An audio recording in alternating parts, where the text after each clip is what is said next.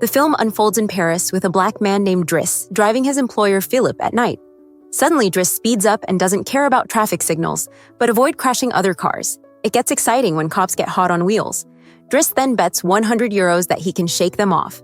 However, after driving under a bridge, the cops block their ways from both sides. Driss doesn't panic and bets another €200 to fool the police. As the cops inquire, he steps up his game and explains that Philip can't move, and he had to rush him to the hospital. The officers spot a wheelchair in the trunk and notice Philip convulsing. Instead of pressing charges, the cops offer them escorts to the hospital, and Driss wins his bets. While the cops hurry, Driss enjoys music with Philip in the car. Once the cops leave, he shares a smoke with him in the hospital's parking space, asking him to relax. Moments later, they slip away before staffs arrive. It turns out, Philip is paralyzed, interviewing Driss with his secretary for a caretaker, but he doesn't like anyone as they give awkward responses. Suddenly, Driss bursts in, only seeking a signature to claim unemployment benefits. He's blunt, even flirts with Magali, but Philip finds him amusing and asks him to return the next day for his papers. Driss then returns home. His family is struggling to make ends meet, not hesitating to compromise with privacy even in the bathroom. His older sister Mina helps manage them as they wait for their mom. His brother Adama hangs out with creeps exiting a mysterious car. As the boy enters, he lies to Driss, claiming he was at school. He grabs his bags and leaves again, but Driss realizes his brother is keeping bad company. In the evening, he tries to impress his mom with a stolen Fabergé egg. As he lies about his vacation, his mom vents out her anger because he was off-grid for 6 months. He shows up unexpectedly, treating her home like a hotel. Fed up with his lies and needing to care for her other children, she kicks him out and tells him not to return. Driss spends the night smoking and snacking with neighborhood friends. The next day, he returns to Philip's house for his papers, but he is offered a job, and Yvonne explains Philip's daily routine. She also shows Driss the room he'll have, complete with a private bathroom. Driss is captivated by the bathtub, but is soon taken to Philip, who explains the terms of service and hands him the signed papers. Driss accepts the 1-month trial. Philip wagers he won't last 2 weeks. After settling in, Driss begins learning how to care for Philip. Philip's legs are to be kept stimulated. Apart from sitting him in the wheelchair, he needs help with showers and dressing. Soon Driss finds out he is required to help him with high stockings and cleaning him up after he uses the bathroom. Even though he throws tantrums, but eventually accepts everything as part of his duty. Later that evening, while Driss is having a snack on the roof, Philip's daughter Elisa and her boyfriend Bastien interrupt, seeking a private spot. Driss kicks them out after refusing to share his beer. Though he makes mistakes at first, like handing the phone to Philip instead of putting it on his ear or forgetting the baby monitor during baths, he quickly adapts to the routine and learns from them. He now sorts Philip's mail into various folders. While he opens most letters, he's instructed not to read certain private ones. When he discovers a flyer for female escorts, he decides to create a separate file for them instead of tossing them out. Despite the less glamorous parts of the job, it has its upsides. Driss still enjoys himself, persistently flirting with Magali and occasionally calling escorts. One morning, Yvonne scolds him for being late and discovers dangerous weapons in his bag, but stays silent. Driss's task today is driving Philip, but he refuses to treat him like cargo in the van. Instead, Driss takes Philip in one of the fancy, rarely used cars. Philip quickly gets excited about the faster, more thrilling ride. Despite Yvonne's disapproval, they face a neighbor blocking the exit, ignoring the no parking sign. Driss quickly confronts the neighbor, grabbing him by the shirt and threatening him until he moves the car. Philip is impressed, but Yvonne disapproves. They then visit a museum where Philip plans to buy a piece, but Driss dismisses it as just a red blotch on canvas. Later, Philip meets a relative who expresses concern about Driss's violent tendencies and criminal record, but Philip ignores him. He values Driss for treating him normally and joking around. After another failed flirtation with Magali, Driss has dinner with Yvonne while listening to Philip dictate a letter to Magali. Yvonne turns off the baby monitor and explains that Philip's private letters are from a pen pal named Eleanor, whom he's never met in person. Their relationship is entirely through letters. As Driss heads to bed, he teases Yvonne about the gardener's constant glances at her. Driss hears strange noises from the baby monitor and finds Philip struggling to breathe. Unable to ignore it, he gently helps Philip through the attack with soothing words and a damp cloth. Philip eventually falls asleep but soon wakes, needing fresh air. Driss quickly puts Philip in the wheelchair, covers him with blankets, and takes him for a nighttime stroll by the river. It's Philip's first chance to see Paris at night in a long time, and he feels more relaxed. He tells Driss that medicine only helps so much, and he sometimes experiences phantom pain when they pass by girls. Philip admits he can't satisfy a woman due to his condition but finds pleasure in ear massages because they're sensitive. When phantom pain threatens, Driss offers Philip a joint. Initially skeptical, Philip ends up enjoying it. They later dine at a restaurant, joke around, and Philip opens up more about his life.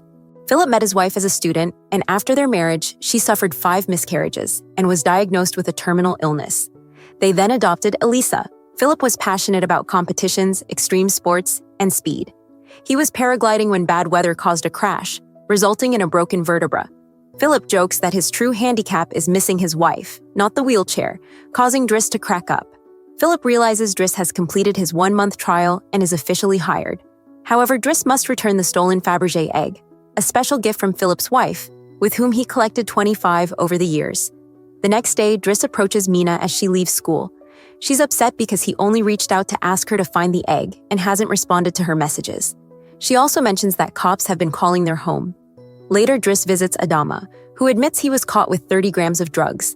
Driss invites Adama to lunch, but he declines and gets into the same suspicious car as before. Later, Driss listens in as Philip dictates a letter to Eleanor through Magali. He finds the flowery language boring and thinks Philip should be more direct, and he's surprised they've been corresponding for 6 months without exchanging photos. Finding Eleanor's phone number in a letter, Driss takes the chance to call her, insisting Philip speak to her directly. Their conversation goes well, and Philip soon talks to her frequently, even right before he and Driss attend the opera, where Driss laughs and mocks the costumes. The next day, Driss persuades Philip to exchange pictures with Eleanor, picking one of him in the wheelchair. Later, while Driss is painting, Elisa barges in asking for cigarettes and mocks his artistic efforts. Angered, he kicks her out before visiting Philip, who is now asking Yvonne to replace the picture with one from before his quadriplegia. Yvonne hides the picture in the escort file just as Driss bursts in, upset about Elisa and suggesting Philip discipline her, which Yvonne supports. Philip agrees to talk to Elisa but is surprised when Driss mentions he's been painting. As days go by, Philip and Driss's friendship deepens. Driss takes Philip to enjoy the snow and brings him along during his runs. Philip gets Driss his first suit and also scolds his daughter while Driss listens via the baby monitor. After finishing his first painting, Driss shows it to Magali, who slaps him when he tries to kiss her. Philip, however, likes the painting and promises to try to sell it. Driss and Philip enjoy their time together, with activities like getting a faster car, sharing joints, and hiring escorts. When Philip's birthday arrives, he's not thrilled. Every year, he feigns surprise at the party and meets relatives who only visit to confirm he's still alive. Philip dismisses the party as boring, while he and the guests enjoy live classical music. Driss finds Elisa crying in her room after taking some of Yvonne's pills, which won't be fatal. She's upset because Bastien broke up with her and called her a tart. Elisa asks Driss to confront Bastien, who agrees for a fee.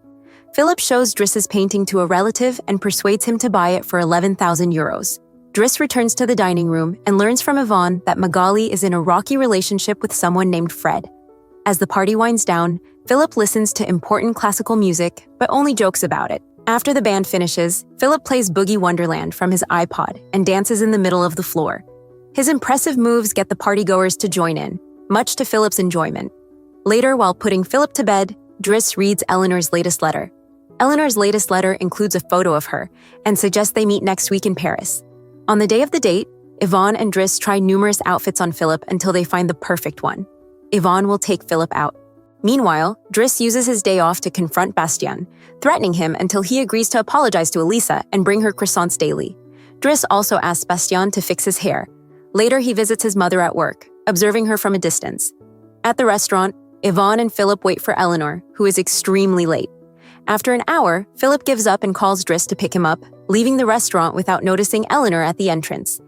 Philip takes Driss on his private plane and gives him the money from selling the painting, making Driss extremely happy. The next morning, they arrive in the countryside, where Philip decides to go paragliding and drags Driss along.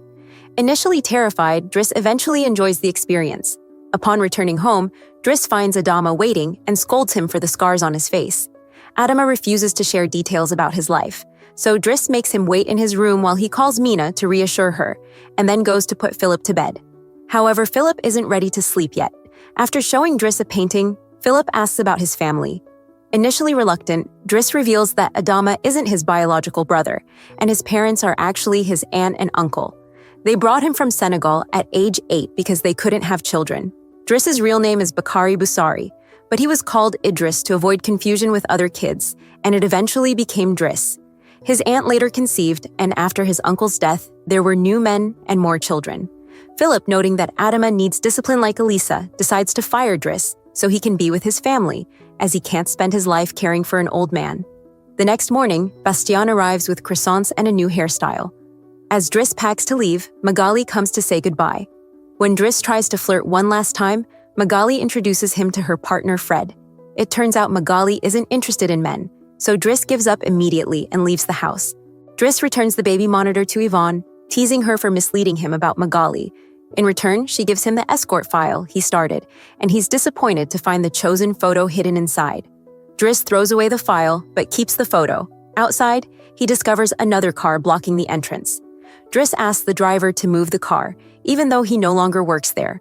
When Adama calls him out, Driss stands by his decision. Later, the two brothers pick up their mother at the station. Meanwhile, Philip tries his new caretaker, who is dull and stuffy, and decides to leave without eating. With Yvonne out on a date with the gardener, nobody insists Philip. Driss returns to his old life, reconnecting with friends and telling the men from the suspicious car to leave Adama alone. He also goes to an interview, despite lacking the required experience. Driss impresses the employer by being pragmatic and leveraging his art knowledge from working with Philip, securing a job as a driver. Philip dislikes his new caretaker and remains in a bad mood. One night, he refuses help for his phantom pain, so Yvonne calls Driss to come over.